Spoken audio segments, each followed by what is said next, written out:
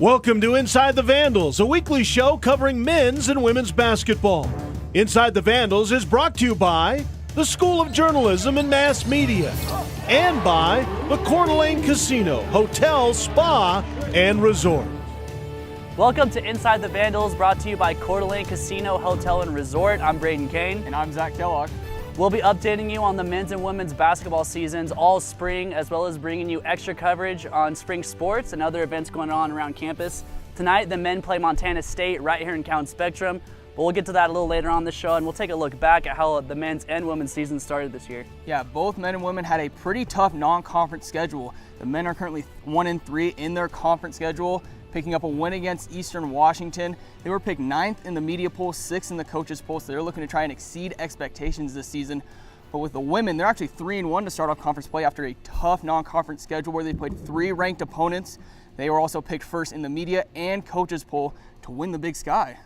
Well, we'll start off with the men. They lost a lot of key seniors from last year's team, spent a lot of that non-conference schedule trying to build some chemistry together. I had a chance to sit down with assistant coach Zach Claus earlier this week to discuss the non-conference schedule as well as look into the Big Sky Conference schedule.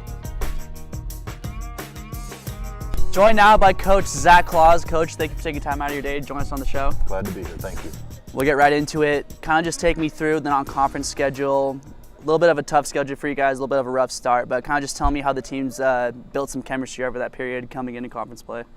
You're right, it's had its challenges, it's had its moments, anytime non-conference wise when you're traveling on the road and then traveling with a whole bunch of new guys, there's a learning curve in there. We've had our challenges of playing, some tough teams on the road, gets a chance to go across the road here, play Washington State, go down, play Santa Clara, teams like that, so it tests you both physically and mentally to prepare yourself better for conference play, and that's what Coach Verlin has always done here and has done a great job of scheduling and challenging us to get us ready for Big Sky play, and that's what we've done each and every year. Speaking of that learning curve and some of those new guys, how have they become adjusted to the team and just the style of play Coach Verlin has for this team so far this season? Well, they're coming in as freshmen, junior college guy, and they're having to adjust to not only a new style, new play calls, new teammates. I mean, it's hit the ground running and adjust as best you can, and they're doing a great job. And they're finally getting to the point now where they're understanding the speed of the play, understanding the expectation on a daily basis as to what it takes to be successful.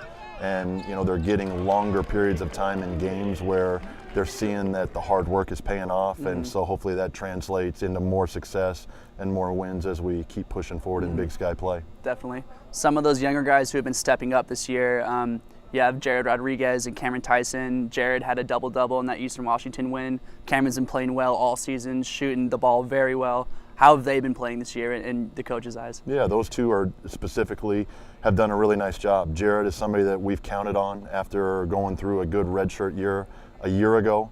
He's somebody that has to rebound for us, and he's done a good job of that. He's a guy that really runs the floor well, makes plays offensively, and somebody that we can run our offense through, somebody that can score the ball at a high rate. And again, he turned around and did it again this past Saturday at Northern Colorado and really gave us a boost in the first half of that game. And then Cameron, he's a great shooter, like you said. And that's exactly that was the top thing. What drew us to him is his ability to knock down shots from the perimeter. He's done it at a very good rate thus far.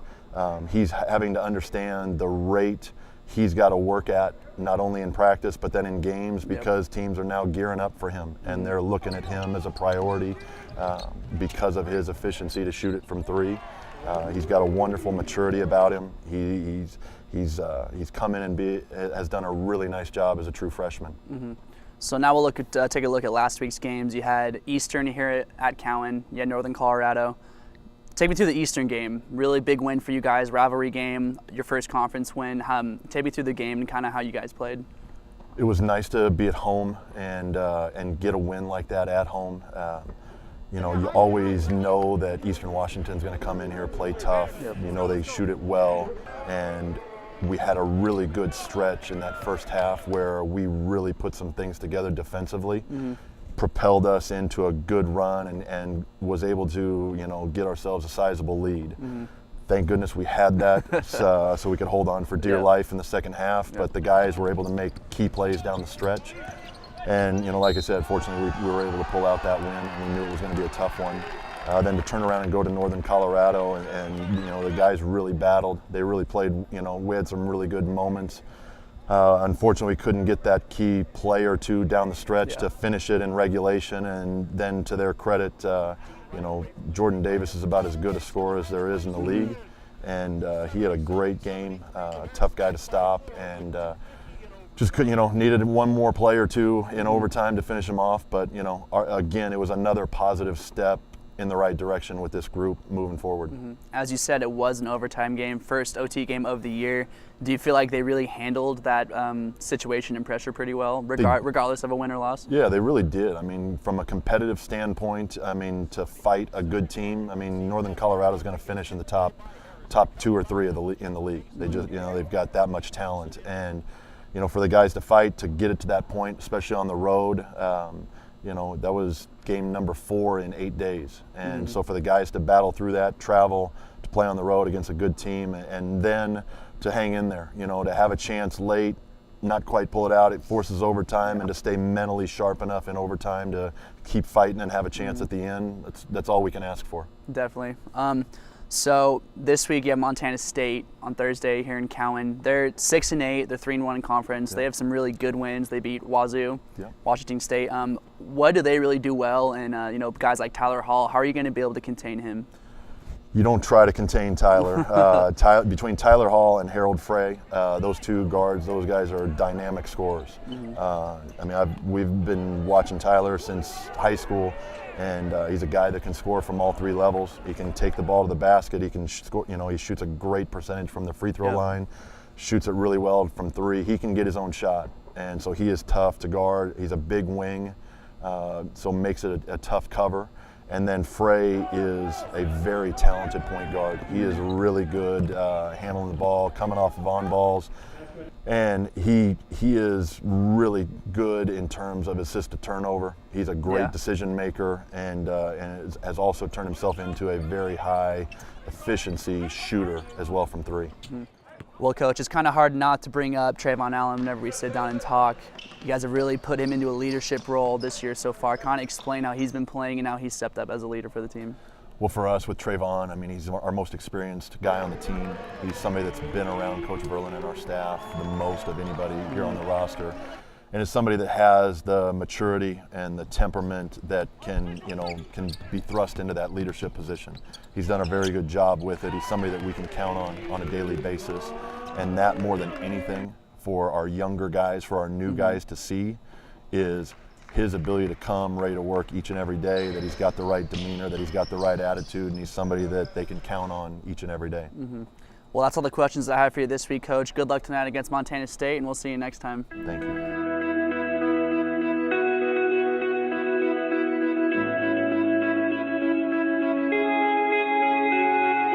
Pretty solid being under 15. I want to improve and try to get within the top 5. Scoring in the Big Sky would be a goal for me. For a non-conference schedule, I think we learned a lot about our team and about ourselves. We were able to make a lot of changes and adjustments, and I think it's helped us going into conference play as far as being able to get a win against Eastern, and then also coming in a close battle with University of Northern Colorado. And I think as a team, we've grown up a lot and we've made a lot of progress. Let's go. Just came out real aggressive. Guys, as a unit, we're playing really well, and so there's a lot of energy that you feel from the bench, from the crowd, and so it has come out in the game, played real hard, real aggressive, and a lot of shots are falling from us. So. I think our biggest thing is just sustaining for a good 40 minutes. We play a lot of good basketball throughout the game and certain portions of the game, and I think once we can figure out a way to combine it all together and make it one solid game, we'll be really successful. It's getting cold out there, but it's getting hot in here. Because at Coeur d'Alene Casino, we're turning the heat up to 90,000. Play with your Core Rewards card now and earn entries to win a share of $30,000 in extra play cash on January 25th and 26th. Plus, qualify to win a share of $60,000 cash. It's getting hot with a cool 90 grand. Only at Coeur d'Alene Casino. See Core Rewards booth for details. Welcome back to Inside the Vandals, brought to you by the Coeur d'Alene Casino Hotel and Resort. The women played a tough non-conference schedule to open up their season, and they are currently 3-1 in conference play, picking up wins against Eastern Washington, but dropping that last one against Northern Colorado. But they were picked to win the Big Sky in the coaches and media pool. I had the chance to sit down with assistant coach Krista Sanford to talk about the non-conference schedule and expectations going into the conference season. Joined now by assistant coach Krista Sanford. Thank you for joining us here today. Playing that tough non-conference schedule that had multiple ranked opponents, how do you feel like you guys performed during that non-conference season? You know, I thought we played pretty well. You know, we had some really close games. Obviously, we weren't too happy with the outcome of a few of them. I really thought that we, should have beat Long Beach State, should have beat Boise State. I mean, it was a battle down to the wire with both those teams. So, we were kind of on, and Wyoming too, those 3 games. Our record really could have been flipped if we had won those 3 games. But, we love to play tough opponents. The win at Texas Tech was huge. I saw that they were 9-1 or 9-2, I believe, in their non-conference schedule. So they went around and beat a lot of people after we beat them on their home floor. So that was a big highlight, I think, for the non-conference. And then I think, you've seen us respond a little bit. And in those close games, we've had a few close games and been able to battle and push forward, in the conference season now and earn wins from that tough schedule, Yeah, and looking into the conference season, you guys picked up a big win against Eastern Washington. What are some of the positive takeaways you guys took away from that win? Yeah, I thought we played really good team basketball. We have a number of great players on our team, but we really shared the ball and some other people stepped up. Isabel Haddon had a great game.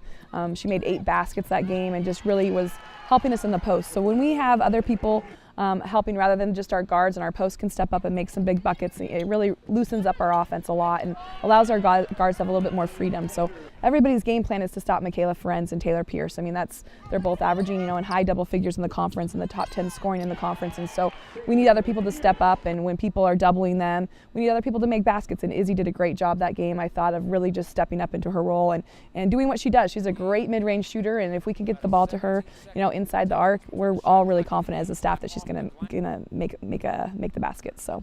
And now transitioning to your first loss in the conference to Northern Colorado, what are kind of some of the adjustments you guys are going to take going forward from that loss?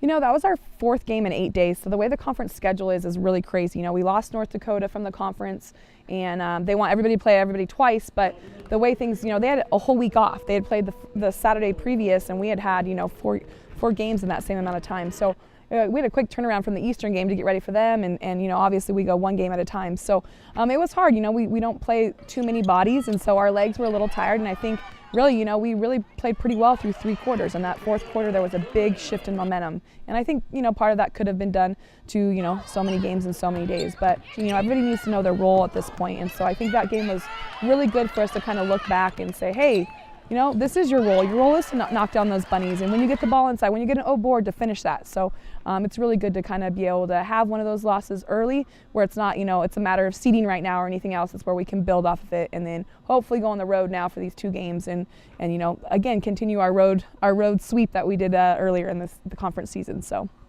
And Michaela Ferenz hit a historic mark, scoring her over 2,000 career points. What were kind of the emotions, not only by her, but by the rest of the team? That's a huge feat for someone to get in their 4 years, and usually that's someone that started from their first day of their career, where she wasn't even starting when she first got here, so she really earned her minutes and really came on in the second half of that conference season her freshman year. So she's an amazing player.